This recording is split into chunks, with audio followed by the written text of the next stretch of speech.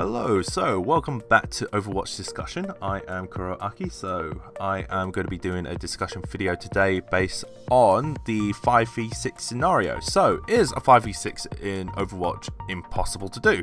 I personally believe it is possible to win a 5v6. There has been a number of cases where, we have trolls, we have inexperienced players, we have players that have been completely locked down because the enemy just won't let them leave the spawn. We had situations where people disconnect or just leave because they are just, absolute but again, in a 5v6, it's not the end of the world if you do end up in a 5v6, because I have been in situations which can be classed as a 5v6 match. I play Mercy quite a lot, so as a Mercy, especially if you're an insanely good one, I'm not bragging, I'm trying not to, there will come a time where the enemy team may specifically focus on you quite heavily. I have been in situations where the enemy team has noticed that I've been carrying my team as a solo healer quite heavily, and they either get 1, 2 or 3 people just to keep me dead constantly, and that cripples the entire team. Even if my team do survive without me supporting them as the main healer, as Mercy, they still win their matches in a 5v6. So it's not impossible to win a 5v6, because there are times where I've been in matches where I've died so often it can be called a 5v6. I have been in matches where there has been a lever and we still won a 5v6. So there are a number of factors that you need to bear in mind. If you end up in a 5v6 scenario and you're on the disadvantage team because you are a man down, don't panic, don't give up, don't sink into the mental state where you think, oh, we've lost a player, we can't win this, they automatically won, I'm just gonna mess about, I'm just gonna quit, I'm just gonna hit that quit button and leave. Because if you underperform in Overwatch, you affect your M&R rate, you affect your skill rating. Because Overwatch, I personally hate the way that the Overwatch system is built. It's built on numbers. If you underperform, the system is going to think, oh, you're not that great, we're going to try and recalculate your skill level and find you more players along this skill rating. So at the end of the day, if you're playing with trolls constantly, you're just going to end up with more trolls. Chances are you're going to end up in a team with that exact same person again. There's no way of avoiding it because of the way that the MR system works. And again, it's as long as you can keep your morale up, stay positive, and don't give up, you have a fighting chance. So if you do a 5v6, you have the possibility to win if you know how to counterpick. So in Overwatch, there has been a number of mentions by people like Jeff Kaplan, Unit Loss, other YouTubers who state that the game is all about counterpicking. This is true, because I've been in matches where the enemy team has counterpicked against us when we are counterpicking them. The team that can keep up the counters tend to win, because if you are exploiting the weaknesses of the heroes by design, then you have the overwhelming advantage. So, for example, you have Bastion, who can function a bit like Soldier 76, but because of his lack of mobility, he ends up like a sitting duck in his sentry mode. Yes, he has the fastest and highest damage per second rate, but as a sitting duck, he's just an exposed target. You have Junkrat, who can lob a load of bombs and cause a load of damage, but he's just throwing bombs. His accuracy isn't going to be amazingly great. You have Diva, who has a shotgun spread. She can apply pressure, but she can't apply enough damage to become an overwhelming threat on the enemy team. She may be able to get away with it with critical damage, but there are limitations to her damage dealing. There's Zenyatta. He's not a particularly great healer in my personal opinion. Yes, he has a fantastic ultimate, His Discord orbs are fantastic, but it's just he's not a great healer. He can't heal fast enough to my personal liking. So again, if you can exploit the weaknesses of heroes, you can hold the advantage on the enemy team. So this will play an important role in the build for a 5v6 scenario. So in a 5v6 scenario, you have to bear in mind that you could be a man down, you could have an inexperienced player. In the case of an inexperienced player or somebody who's completely locked down, you have to just work around with what you have. Hopefully, if it's an inexperienced player, they'll be able to carry some slack and still relieve your job a bit and allow you to still, do your own tasks, kill the enemy team, complete the goals, and soldier on. But other than that, if you are a man down because of a lever, troll, or whatever, then you have the option. Then you have to consider your team build. Don't give up. That is the main thing to bear in mind. I would suggest having a look at your enemy composition and then build yourself around that composition and consider what you have. So a lot of the times, a lot of people say, oh, we need 2 healers. We definitely need the 2 healers.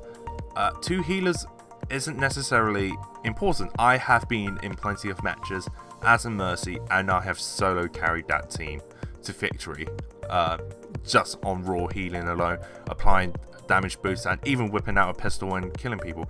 People call me a pro Mercy, but I don't consider myself a pro Mercy because of the fact that as a Mercy player, I still have a long way to go. Because I still end up being picked off in a 1v1 as Mercy. I mean, fair enough, in 3v3 or 1v1 as Mercy, I can still hold my own, depending on my opponent's skill rating. Anyways, I'm going a bit off topic, but again, you need to consider the necessity of having 2 healers. 2 healers is not important. If you can carry with 1 healer, then go with 1 healer, because you can reallocate that second healer slot to something else. In terms of tank, your tank is going to be the person who's going to be on the front line taking the most damage. A Winston will be great for jumping in and diving in if you were running a dive comp. Reinhardt would be good for a defense in terms of close combat and fighting in close combat. You have D.Va. If you're running a 2 tank setup, I would suggest a D.Va for applying pressure. D.Va is, well, despite the negative opinions that people have towards D.Va, saying that she's weak, the nerf to her has completely destroyed her, nobody's going to play her, D.Va is still a great choice as a secondary tank or as a main tank with a decent sub tank. Sarah would be a decent sub tank, but again, she is relying on receiving damage and then attacking back with the charged damage, but her bubbles can save that solo healer, so I would say run a Sarah. Orisa will be a very high risk option because of the way she's designed. She is designed to be an anchor tanker like Reinhardt, but instead of close combat, she is long range distance. She is designed to pressure people from a distance and keep them back. Again, if Orisa goes down, then that's it. Your composition is finished. Because if Orisa goes down, you're down to a 4v6 match. There's a likelihood that you're not going to win that match because you're down a tank. That tank would be better suited if it was a D.Va, a particularly good D.Va who knows how to manage her health and dive in and pull out of fights. A Winston who again can dive in and know when to dive back out. A Reinhardt who knows when to put up the shield and to lower it to do damage. And definitely a Roadhog. Even if a Roadhog is a terrible option at this moment because of the way that they have nerfed him, Roadhog can punish people that are out of position and deal a nifty amount of damage. He is also a good option if the enemy tank is distracted to do some shotgun damage on them and deal quite nasty blows. Then depending on what composition you have in terms of the tank and healer, you'll be left with 3 or 2 slots. Those remaining slots needs to be filled with damage dealers. So ideally you want to have something that your damage dealers are comfortable with playing with, that can deal a decent amount of damage and can kill high numbers, kill the enemy team in high numbers. So for example, they have to be able to keep up the offense and pressure them back, keeping them dead. So I would suggest a soldier or McCree as a very good choice against a Pharah and Mercy composition. If the enemy team has a Pharah, you need a hit scan that can counter the Pharah. If you are dealing with Pharmacy, just work on the Pharah. If you can't get the Pharah, then get the Mercy. If you can't get the Mercy and the Pharah, then just pressure them and keep them back. Once they bail out of that fight and they recover, you have the opportunity to go in and support your team and kill the enemy composition. You have Reaper, who can be decent against taking down the enemy tanks. You have Mei for disruption, but she's not going to be able to apply quick enough damage to take out the enemy team, but she is good for trolling. You have Bastion. If the problem with Bastion that I find is that not a lot of people know how to position him. They think, oh yes, he's amazing in terms of dealing rapid amount of damage per second, but he's going to be stationary in sentry mode. If you can keep a fair distance with a good view and be able to shoot down the enemy from a distance, you can support your team from the rear as a Bastion.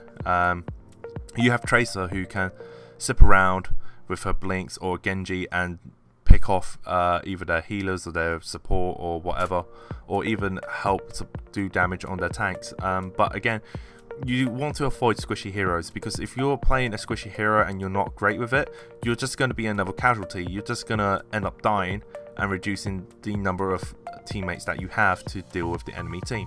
So again, it depends on what your enemy is running. It depends on whether or not you guys have given up. If you guys haven't given up, then I do highly suggest to give it your all.